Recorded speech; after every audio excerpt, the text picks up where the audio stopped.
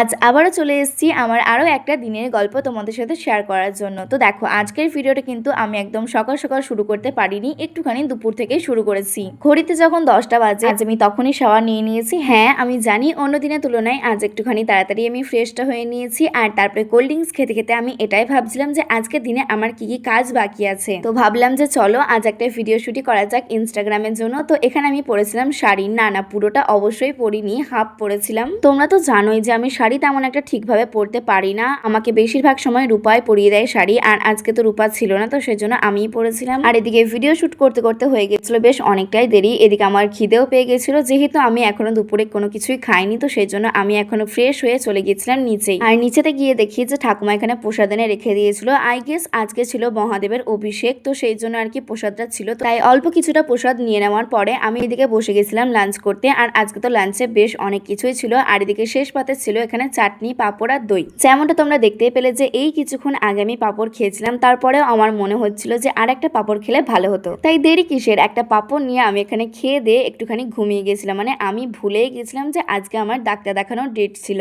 মা যদি ঠিক সময়ে না ডাকতো তাহলে তো আমি ঘুমিয়েই থাকতাম। যাকে এখানে উঠে এখন পড়েছি। আর দেখতেই পাচ্ছ যে ঢুলু ঢুলু চোখ নিয়ে আমি এখন এই রোদের মধ্যে চলাম ডাক্তার দেখাতে। এই বৈশাখ মাসের বিকেলবেলাটা ঠিক এরকমই হয়। বেরিয়েছিলাম 4টের দিকে, তখন ছিল ভীষণ পরিমাণে রোদ। আর এখানে আস্তে আস্তে হয়ে গেছে প্রায় সন্ধে। আর ডাক্তারখানায় তোমরা জাস্ট লাইনটা দেখো, এতটা পরিমাণে ভিড় যে কি আর বলি। তো 3 থেকে 4 ঘন্টা পর আমাদের ডাক্তার দেখানো হয়ে গেছে এখানে কমপ্লিট। তো চলো আমরা এখন যাই বাড়ি, দেখা হচ্ছে আবার কালকে।